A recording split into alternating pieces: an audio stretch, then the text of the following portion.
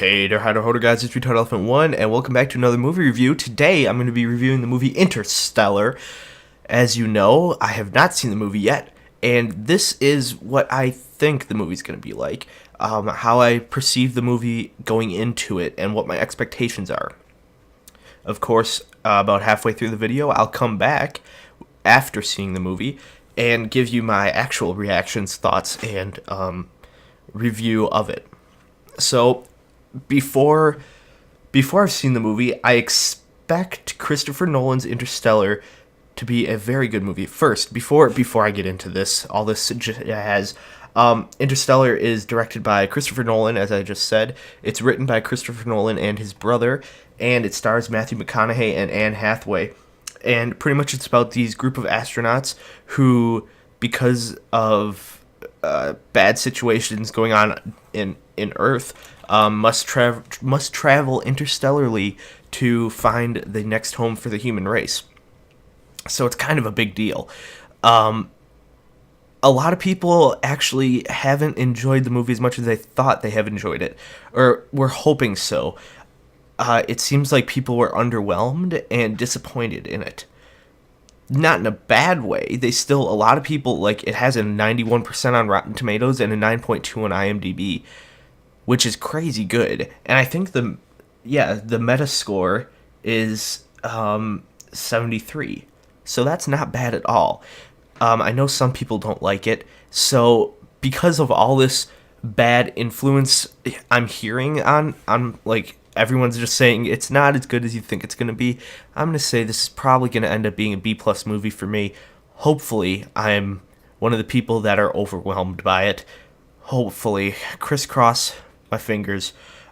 This movie is about 3 hours long, just shy of 3 hours long. So I'm in for a ride. Anyways, I'm going to go see the movie, and I'll be back in a moment. Okay, guys, I just got back from Interstellar, and my mind is what some might call blown. Why did I ever think this movie was going to be a B+? I don't know. And personally, I'm kind of confused why some people that I know are saying it's a bit underwhelming. Because this movie shook everyone in the theater. This movie is overwhelming. You're filled with these images, this beautiful cinematography.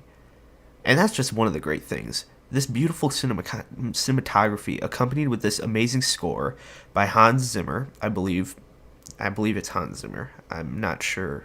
I think it is. I'm pretty sure. The sound editing.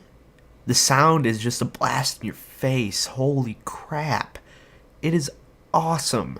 When you're sitting there in the theater, just watching these images roll over the screen, along with the sound and the surround sound, this is definitely a theater experience movie.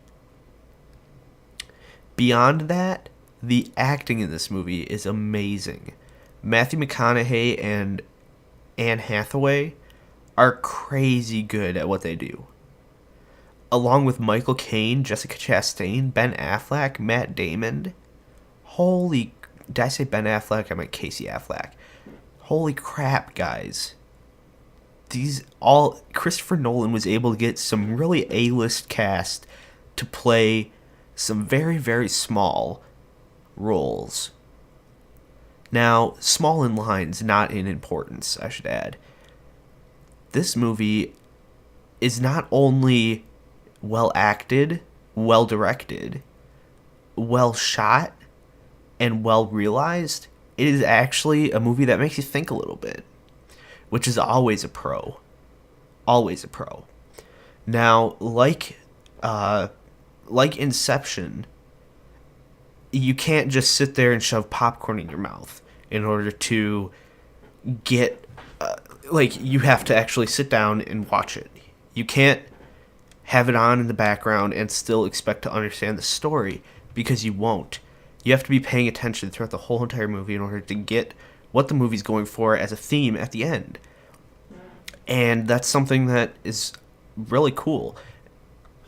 And there's so many different quotes in here from just about, like, there's so much commentary on how we are as humans, what defines us as humans, what makes us human. And it's really interesting to hear this from Christopher Nolan's perspective. It's definitely interesting. I never thought I would care as much as I did for one of the robots in Interstellar as I would ever care for a robot. Unless this robot was my own personal assistant that like helped me with everything, I don't think there's another robot that I would ever care more for than the one in Interstellar. It is crazy, man. Like how Christopher Nolan's able to infuse these human elements into a robot that looks nothing like a human. And it's basically Matthew McConaughey's little personal assistant. It's crazy. Just the idea of this interstellar travel is just mind-blowing. And I don't want to say too much more because I feel like I might give it away. I might give stuff away, and I don't want to do that. Potentially, I'll do something where I do a spoiler review of Interstellar because I feel like it's one of the movies that deserves it. Now, that being said, there's some slow parts in this movie. The movie's 3 hours long, so, I mean, a few slow parts is not bad, but there's some slow parts. The pacing is a bit off in some parts. However, it's not horrible. When I think of long movies and pacing, I immediately think of The Wolf of Wall Street.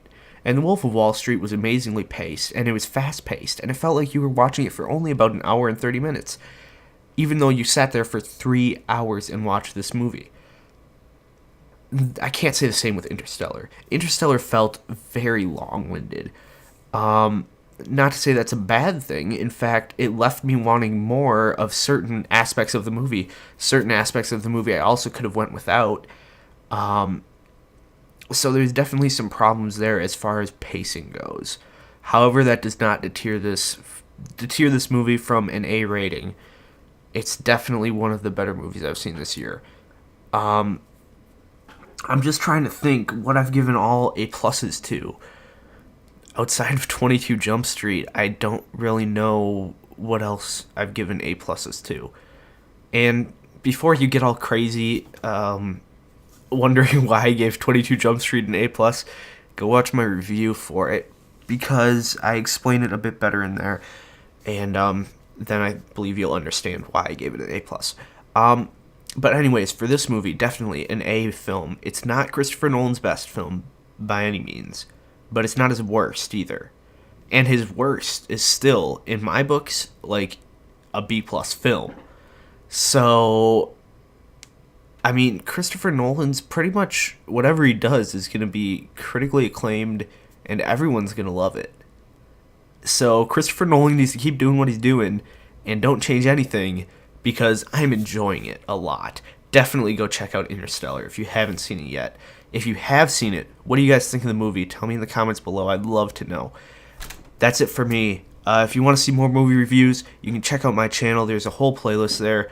I believe I started doing movie reviews in May sometime, so I have a few of them there. Also, I've been kind of doing some I've been relaxing. I've been seeing movies since I did my Fury review. I just haven't posted any reviews. So if you want to know, I'll just tell you right now. So I've seen 3 movies since then, and the 3 movies that I've seen are John Wick, St. Vincent, and Nightcrawler. Nightcrawler, definitely an A movie. St. Vincent, definitely a C- movie. John Wick, definitely a D movie. Just my opinion. If you want more depth, I can tell you in the comments, I guess. I'll explain it. I don't really feel like doing a video on any of those movies, although Nightcrawler, definitely go check out if you haven't seen it already. But Interstellar is better. Is way better. Yeah, I'll see you in the next one. Bye.